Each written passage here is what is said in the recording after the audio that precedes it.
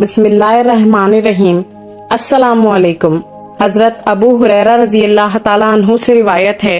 کہ ان حضرت صلی اللہ علیہ وسلم نے فرمایا کہ رمضان شریف کے متعلق میری امت کو خاص طور پر 5 چیزیں دی گئی ہیں جو پہلی امتوں کو نہیں ملی۔ پہلی، روزے دار کے منہ کی بدبو جو بھوک کی وجہ سے پیدا ہوتی ہے، اللہ تعالیٰ کے نزدیک مشک سے زیادہ پسندیدہ ہے۔ دوسری، ان کے لیے دریا کی مچھلیاں تک دعائے مغفرت کرتی ہیں اور افطار کے وقت تک کرتی رہتی ہیں۔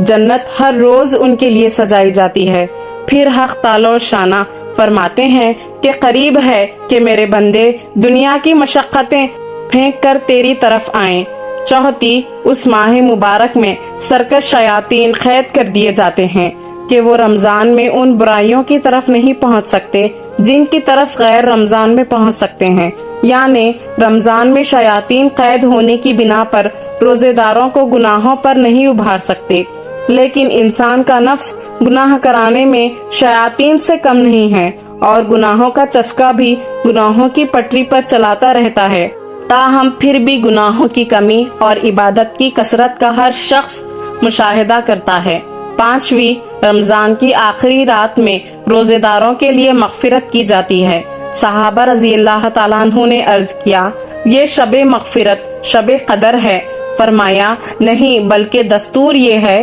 کہ مزدور کو کام ختم ہونے کے وقت مزدوری دے دی جاتی ہے۔ نبی کریم صلی اللہ علیہ وسلم کے طفیل آپ کی امت کو کیا کیا نعمتیں ملی ہیں، آپ بھی مذکورہ انعامات پر غور کریں، اپنے روزے کو گناہوں کو آلودگی سے دور رکھیں اور ذکر و تلاوت اور درود و سلام کی کثرت سے آراستہ رکھیں اور زیادہ سے زیادہ مذکورہ انعامات کے مستحق بنیں۔ حضرت ابو مسعود غفاری رضی اللہ تعالیٰ عنہ سے روایت ہے،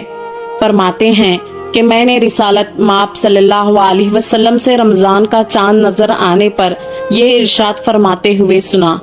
کہ اگر لوگوں کو یہ معلوم ہو جائے کہ رمضان المبارک کی کیا حقیقت ہے تو میری امت یہ تمنا کرے کہ سارا سال رمضان ہی ہو جائے۔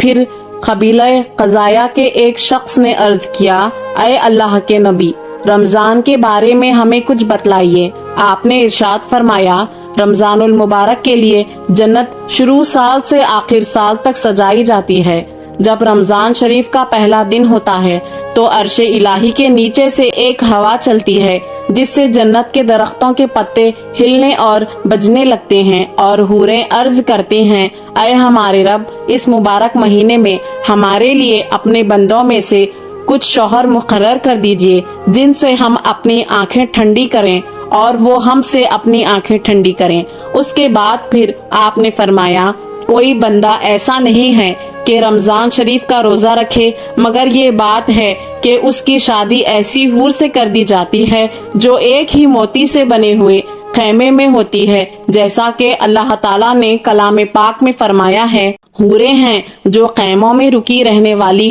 اور ان عورتوں میں سے ہر عورت کے جسم پر 70 قسم کے لباس ہوں گے جن میں سے ہر لباس کا رنگ دوسرے لباس سے مختلف ہوگا اور انہیں 70 قسم کے خوشبو دی جائے گی جن میں سے ہر عطر کا انداز دوسرے سے جدا ہوگا، اور ان میں سے ہر عورت کی خدمت اور ضرورت کے لیے 70,000 نوکرانیاں اور 70,000 خادم ہوں گے۔ ہر خادم کے ساتھ ایک سونے کا بڑا پیالہ ہوگا جس میں کئی قسم کا کھانا ہوگا، اور وہ کھانا اس قدر لذیذ ہوگا کہ اس کے آخری لقمے کی لذت پہلے لقمے سے کہیں زیادہ ہوگی، اور ان میں سے ہر عورت کے لیے سرخ یاقوت کے تخت ہوں گے۔